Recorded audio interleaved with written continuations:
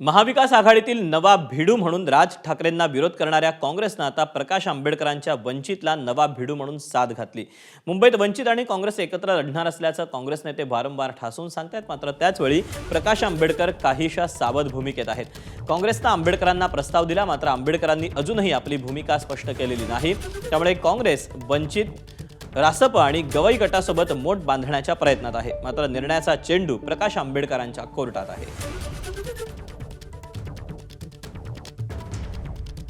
संपलाय विषय, तो आमच्याकडून तो विषय संपलेला आहे।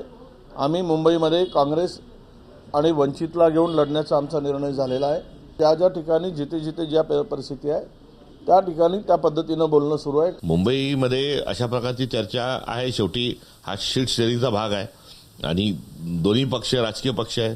तिथे शक्य जर झालं तर आघाडी मुंबईमध्ये देखील होऊ शकते आणि तसं जर झालं तर जी आमच्या पक्षातील कार्यकर्त्यांना आणि वंचितच्या कार्यकर्त्यांना दोघांनाही आनंद होईल। काँग्रेसवाल्यांनी पुन्हा बोलण्याची इच्छा दाखवलेली आहे। 1-2-3 दिवसामध्ये ते असं म्हटले की फायनल निर्णय आपला होईल की आपण काय करतोय त्याच्या संदर्भातलं, आणि ते मला कळवलं जाईल। त्याच्यामध्ये नगर परिषदेमध्ये पण काँग्रेसने युती केली, जाहीरपणे त्यांच्या खासदार सोबत बसले होते आणि नंतर मग ते म्हणून काँग्रेसने स्कॅनर लावला पाहिजे की काँग्रेस ही किती आहेत आणि काँग्रेस पक्षामध्ये राहून त्यांचा आत्मा दुसऱ्या पक्षामध्ये किती जणांचा आहे त्यांनी बघावं।